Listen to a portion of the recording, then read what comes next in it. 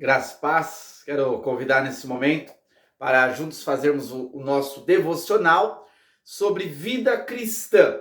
O texto que eu escolhi para elucidar sobre esse assunto é Carta aos Hebreus, capítulo 12, o versículo 1 e o versículo 2, que diz assim: Portanto, também nós, visto que temos a rodear-nos tão grande nuvem de testemunhas, desembaraçando-nos de todo o peso e do pecado que tenazmente nos assedia, corramos com perseverança a carreira que nos está proposta, olhando firmemente para o autor e consumador da fé, Jesus, o qual, em troca da alegria que lhe estava proposta, suportou a cruz, não fazendo caso da ignomia, e está assentado à destra do trono de Deus. Bom, esse texto, na realidade, ele complementa o capítulo 11, que o autor ele fala sobre o exemplo dos homens de fé, os homens do Antigo Testamento, homens que enfrentaram diversas dificuldades, diversas lutas, mas eles foram guerreiros de Deus. Eles foram exemplos de homens que perseveravam na fé e venceram.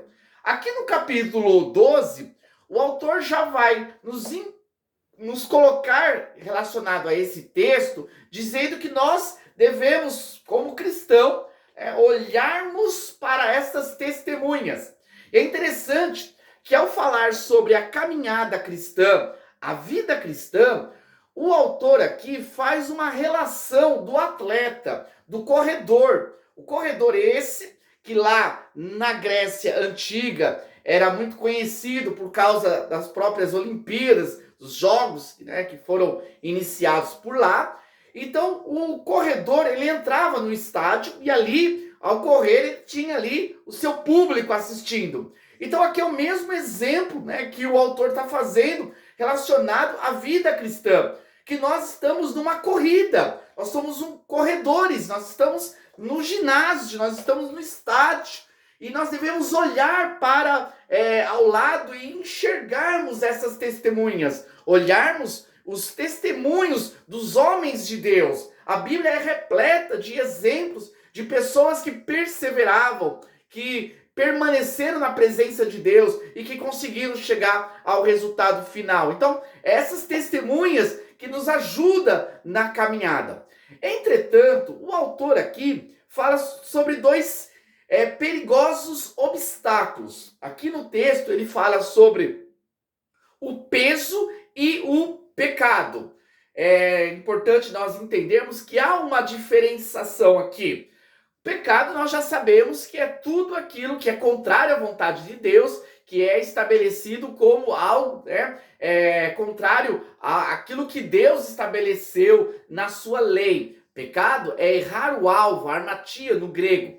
Porém, o peso aqui, na realidade, ele está falando de algo que nós carregamos, algo que nós levamos, que não glorifica a Deus. Aqui, em outras traduções, fala: deixemos todo o embaraço e o pecado. No caso, o embaraço, que seria uma tradução que facilita a nossa compreensão, é tudo aquilo que nos atrasa na nossa caminhada. Existem coisas que são lícitas, entretanto não edifica. Existem coisas no nosso cotidiano, no nosso dia a dia, às vezes pode ser um hobby, talvez seja algo que é lícito, porém não contribui para o avanço do reino de Deus, e nós gastamos muito tempo com isso. Embaraço é tudo aquilo que nos desvia do alvo principal, do foco principal. Não necessariamente é algo caracterizado de forma direta como um pecado, mas ele acaba nos prejudicando na nossa caminhada. Então nós precisamos, o autor aqui ele fala: deixemos tudo aquilo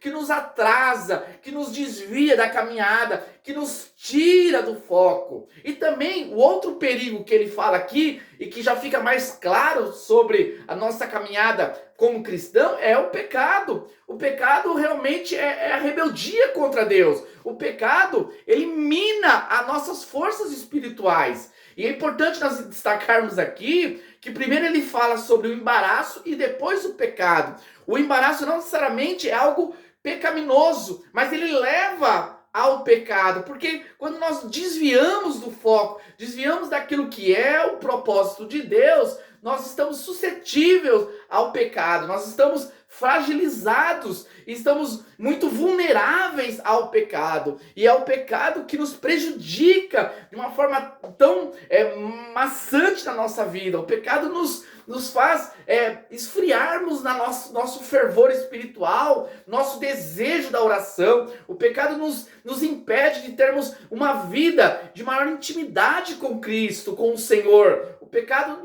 nos faz perdermos a visão clara das verdades eternas. Portanto, na caminhada cristã, nós devemos tomar cuidado, né? Devemos correr, e ao correr nós temos que nos desviar desses dois perigos, que é os embaraços e o pecado. Porém, a garantia da nossa vitória não está na nossa fidelidade.